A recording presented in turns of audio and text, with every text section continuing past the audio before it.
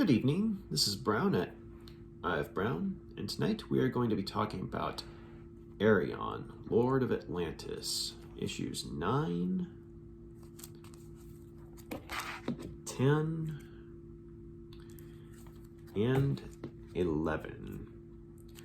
So these were the last issues that were written by Doug Moench, who is filling in for the regular series writer Paul Kupperberg. And in my opinion, Doug Moench did a very good job on further expanding upon the lore and backstories of Arion and his companions, as well as just the setting of Atlantis in general, as well as the whole concept of magic.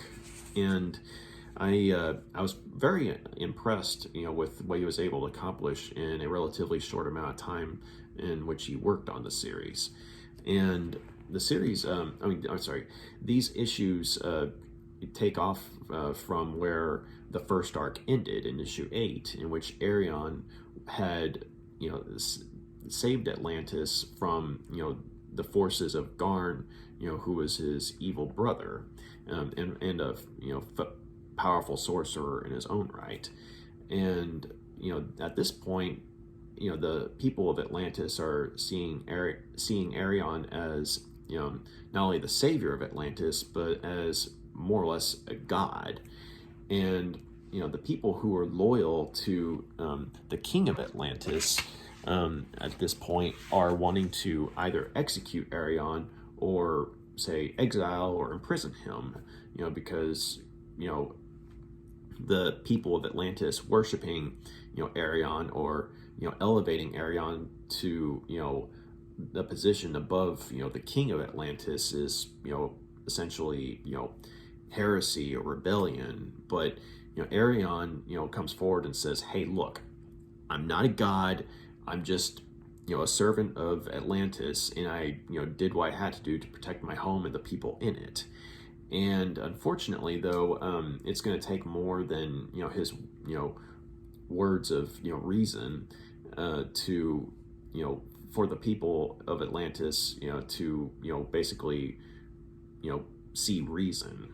And so in the meantime, he, goes to his chambers and, he summons the spirit of his father. And the way he does it is, he uses the shards that were left over from the, globe that was unfortunately destroyed in issue 8 of the series. And, the globe, which had, the whole summation of his father's, wisdom and magic. And so Arion is able to summon his father's shade, using the shards that were left over.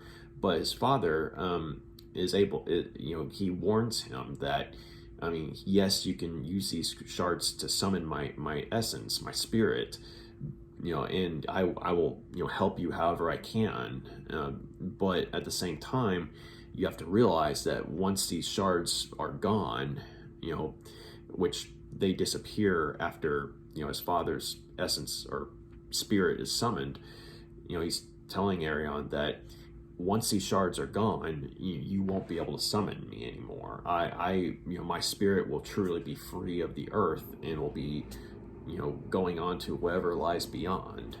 And so Arion's having to, contemplate that, because he realizes that, his father, on one hand, is still with him, but at the same time, he realizes that at some point he's going to have to literally let go. And so he asks his father, what can I do here? Because, yes, I helped to save Atlantis from, my brother and your son Garn, but, the world is still, being threatened by an ice age, not just Atlantis. And so, what do I need to do? How can I truly save Atlantis? And so his father tells him, you need to go north. That's where the source of this ice age is. But he tells him, to be wary because, the ice itself, will seduce him, and he'll receive an offer of unlimited power, that will also, seduce him, as a sorcerer. And so with, that cryptic statement, his father's, spirit vanishes, and so as does the shard that was being used to summon him. And so Arion decides to go up north by himself initially, but his, lover and friend, Lady Cheyenne, says, we're in this together, and plus, you're going to need, someone to watch your back. And so the two of them end up going north together, and Arion is gradually, being hypnotized by something in the snow. And this is like a weeks-long journey, mind you. And Lady Cheyenne is having to, sort of, snap him out of it on multiple occasions. And by the time they get to their destination, they've been confronted by, these, strange organic, ice monsters. I mean, that is like, they're sort of like a combination of, bestial and reptilian. But they find out that the, source of all this is an ice mage named Ice Star, and she's the woman that was the blue woman that was on the cover here. But she is the one who's ultimately behind the Ice Age that is threatening to overtake the world, and has more or less taken over a good portion of Atlantis. And she has Arion in her thrall, but at this point though, Lady Cheyenne, who was taken away by Astar's minions, was able to get away, and she follows Arion and Astar into the true source of all this, which is beyond this ice palace. And it was basically this crystal heart, at the top of the world, which is the source of Istar's life and her power. But it turns out that she's using the sun itself. She's draining the life of the sun, and in turn using it to enhance her power, but also to further add to the ice that is taking over this world. And so Arion, it turns out, is not quite as enthralled to her as she thinks, and he's trying to figure out, okay, why are you doing this? How did this happen? And eventually she tells him, and it turns out that there was a bargain that she made a long time ago when she was still an ordinary human, and not the sort of human and ice hybrid that she is now.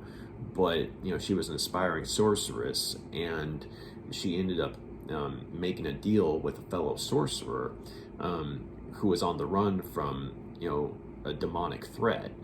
And the sorcerer basically gave her this near unlimited power, but yet the price was that this demonic threat would be encased within this crystal, which was the source of her power, and she would have to keep it there. But in order to keep it there, she would have to essentially drain life from the sun for however long it took for the sun to run out.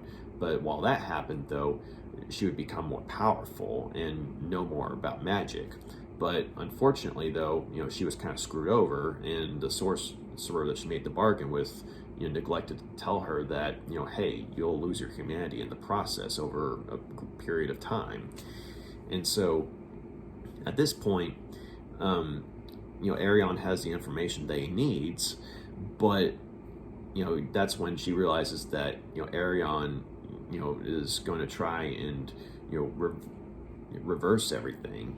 And so she initially tries to kill him, but then when Lady Cheyenne comes into the picture, because she had followed them, she's initially going to try and Ice Star is going to try and kill them both. But then when she sees, how committed the two of them are to each other, it basically brings forth, the long suppressed, feelings of humanity that she used to have. And so she, tells Arion that, for the sake of, the love that he and Lady Cheyenne have for each other, she'll help him, to destroy, the source of her power, even though it'll mean her death. And so, she and Arion team up and, join their powers to destroy the crystal. And what ends up happening is all the power that was being drained from the sun ends up going back to it, but also, the, demonic, creature, the demonic force that was contained within the crystal ends up being unleashed. And in the process, kills Ice Star. But she knew that this was going to happen, and she dies, feeling that she's finally putting things right, and she's dying with some of her humanity intact after all this time. And so at this point, Arion ends up killing the creature, and because at this point it was in a physical form, and he was able to defeat it with his force of arms, his swords. And unfortunately, though, with the crystal destroyed and all that energy going back into the sun, he's lost his powers. And so when he and Lady Cheyenne return to Atlantis, he's without the magic that makes him the sorcerer that Atlantis needs. And so Lady Cheyenne ends up trying to teach him the art of sword fighting, or at least re-educating him, because it had been some time since he had to rely on his swordsmanship in order to defend himself, because when he had his magic, he didn't need physical arms, so to speak. But at this point, while he's trying to be, I guess, re-educated in physical combat, and there's a sort of earthquake in Atlantis, or at least a mini quake, and when this happens, this chamber is revealed, and it turns out that this chamber goes to a part of Atlantis that belonged to this sort of reptilian race that was they were the founders of Atlantis, and they were the ones who developed the concept of magic. And it was like this telepathy, or at least it started off as telepathy, but as powerful as they were, and with all this technology that they had and all this magic that they were able to wield, the race ended up dying with the very first ice age that took over the world initially. And that was like aeons ago. But while there's an archaeological team that's sent in to explore, they find this body that's encased in ice and chains. And it turns out that this creature, once it's awoken, by sort of a combination of the melting ice, as well as Arion's continued attempts to try and restore his psychic abilities, which would in turn lead to his magical restoration. All that sort of combines to wake this creature up, and it turns out that this creature was an experiment that the reptilian race had attempted. And this creature was it was meant to sort of be, I guess you could say, a super being, an improved version of the race, with increased telepathy, and without a need to, consume, physical food. But unfortunately, this creature ended up, being more, monster than intelligent, and or at least, more monster than, rational, and it ended up, killing a lot of, this society, and they just barely managed to contain it. And so this monster, it once it's awoken again, it remembers what was done to it or how it was created, and it's trying to find the ones who imprisoned him, or who created him and imprisoned him. But it goes on a rampage, and quite a few civilians of Atlantis ended up paying the price for it. And instead of being, say, physically devoured, this monster basically feeds on, minds. Like, it absorbs, the essence of your, mind, if you will, which, leads to physical death. But Arion ends up going after the monster, even though that, the most he can do as far as magic goes is to, use, some of the, spells that he has, just for like a light source. I mean, that's the best he can do at this point. And so this monster ends up going after Mara, who, as you'll recall from my previous review, turns out was a changeling of some sort. And so she tries to fight the monster in one of her new forms, but unfortunately this monster ends up overwhelming her, and she's badly hurt. But before it can kill her, Arion is able to come to her defense and is trying to talk the monster down, but this monster is telling him that, if I can't control myself, and if the race that built me couldn't control me, how can I control myself, when my very nature is to feed on, the minds of those around me. And so even though it has some intelligence, it can't overcome its nature. And so it's telling Arion, you're going to have to kill me or let me kill you. And because it senses, that Arion, even though, he's, just a frail, physically frail human being, it senses that his mind is very similar to those who created the monster, created it. And so even though these reptilian, creatures, this reptilian race, were different from the humans, there are some, I guess, similarities to, their minds or their brains or something like that. But Arion, he's in denial, saying, no, we're not the same. But he also realizes that, he can't talk this monster down. I mean, and so he reluctantly ends up killing it with a sword. And as the monster dies, it thanks him, saying, I hunger no more.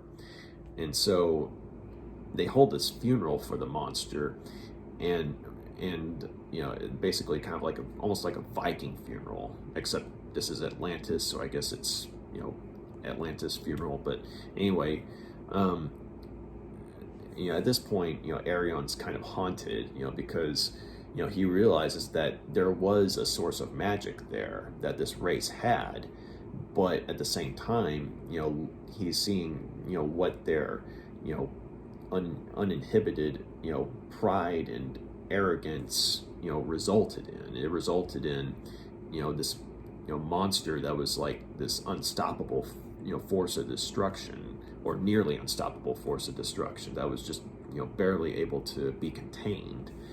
And so from that point, Arion's trying to figure out, okay, how can I, go about my search for, regaining my magic? And that's where the story ends at this point. And so I really enjoyed these, last 3 issues that were written by Doug Moench, and I really appreciate the fact that even though the villains kind of felt like, say, Monster of the Week, both Astar and the monster that was left over by this reptilian race that lived in Atlantis before the humans. I mean, both of them had a very Monster of the Week feel, but that's not necessarily a bad thing. But Moench was a good enough writer to where he gave a lot of substance and backstory to both characters, to where the reader is able to recognize that these are threats that need to be stopped, or in one way or the other. But at the same time, there is a bit of a sympathetic backstory to them. Istar, she wasn't always the cold sorceress that she is now, but she was once a human being who loved and lost, and it took having contact with that very same humanity for her to remember who and what she used to be. And then of course with the monster, the reptilian monster, it was just one of those tragic situations where it couldn't overcome its nature. And even though it had a few minutes of in sentience, if you will, or I guess enough intelligence to where he was able to converse with Arion and tell him who and what it was, I mean, it couldn't stop itself. And so it was basically begging, for someone to end its existence, because it knew that it was just going to go on feeding, and it would never end. And so that's, Moench is usually pretty good about, putting out characters, in both heroes and villains with, complex, I guess, backstories. And so, it's something that I really appreciate. And also, I also liked how the relationship with Arion and Lady Cheyenne was further, deepened. Because I mean, we already knew that Lady Cheyenne was, going to go, to hell and back for Arion. But I mean, the fact that she's just an ordinary human, and is basically going on this, Arctic, journey with him that's like weeks long, and the fact that she's willing to go through a portal, or sneak through a portal that she doesn't know where it's going to go, just to try and save him, once he's taken by Istar, and regardless of what kind of monsters she goes up against, I mean, even though she's in danger multiple times, I mean, she always comes out, and comes through for Arion. And even though Arion was pretending to be, as enthralled as he was to Istar, I think he really came to respect, the fact that he has a woman who's too good for him, and so it's like he realizes that he kind of has to step up too and appreciate who and what he has, when it comes to her. And also these characters didn't get as much of a focus, but there was just enough given to the characters of Wind and Mara, who they were kind of in the background in these stories, because Wind had been grievously injured in the final battle in issue 8, I believe it was, and so he was recuperating from that, and so he wasn't as, say, front and center on things as he would ordinarily be, and Mara is essentially nursing him and kind of flirting with him, teasing him, but the two of them are definitely becoming closer, whether it's just as friends or as something more, we'll have to wait and see. But I did like the nice little touch around the end of issue 11, wherein Mara this time around is the one who is injured, because she had been injured by the monster, the reptilian monster, when it was trying to take her mind, So she's having to be nursed back to health by Wind, who at this point in the story, he's able to walk around, move around, and so even though he's not, say, ready for combat duty or anything like that, he's basically taking it upon himself to return the favor for Mara, because she was there for him when he was healing from his injuries, and so now he's returned the favor for her, sort of joking with her, helping her eat and things like that. So I did like that. Then where you saw that little glimpse into the their developing friendship, and also it was as brief as it was. I did like how Moench further established that Mara's changeling abilities, seem to only be able to activate when basically it's a life or death situation, and whether she's defending herself or someone else. And I appreciated how her abilities to change into something else, like a monster, they weren't confined to just one type of monster, because the first time you see her change, it's sort of like this sort of triceratops like dragon, but this time when she changes, it's like a chimera. It's like it's got the head of a lion, the tail of a scorpion, and like the wings of a bird, or something like that, and or maybe they're kind of bat-like wings, but so I thought that was a nice touch there, and I'm pretty sure we'll see the range of her abilities further explored. But it was just kind of a hint as to how powerful she was. But unfortunately, she was up against an opponent who was way more powerful than her, and whereas she's just learning about her powers. So even though that her character didn't get a whole lot of focus, there was just enough focus put on her to where we realized that there's a story developing with her.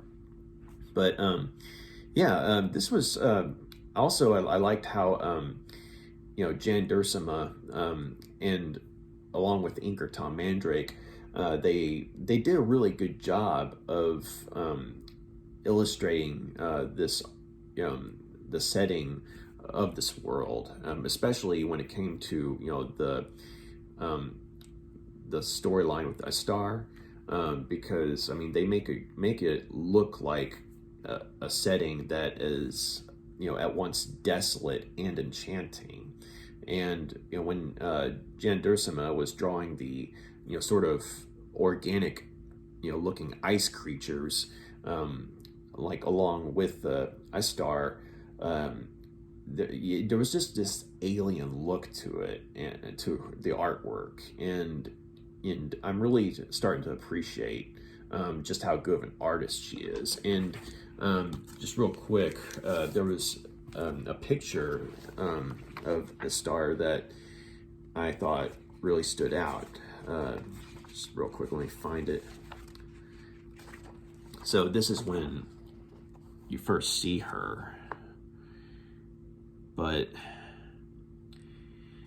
yeah, so Jan Duursema, I mean, is I think a really good artist when it comes to capturing the human form, be it male or female. But me being a guy, I definitely thought that she did a very good job of portraying or of illustrating a female character who is at once beautiful and somewhat threatening at the same time. And granted, a lot of that had to do with not just the visuals but the dialogue that Doug Moench gave her, because there was a certain seductive quality, but at the same time there was this sort of alien malevolence to her, in which is fitting, because she has lost her humanity, in for lack of a better expression. But yeah, so I really enjoyed these 3 issues, and I'm looking forward to reading more of the series and seeing where Arion goes from there, and hopefully he'll be able to regain his powers. And I'm sure, he's, hopefully going to, further appreciate, just how loyal his friends are to him and the good thing that he has with them. But yeah, thank you very much for taking the time to check out my review. Y'all got any questions, comments, let me know. If you like what you see here, please, hit the like button, and subscribe. Y'all have a good night. Take care. Bye.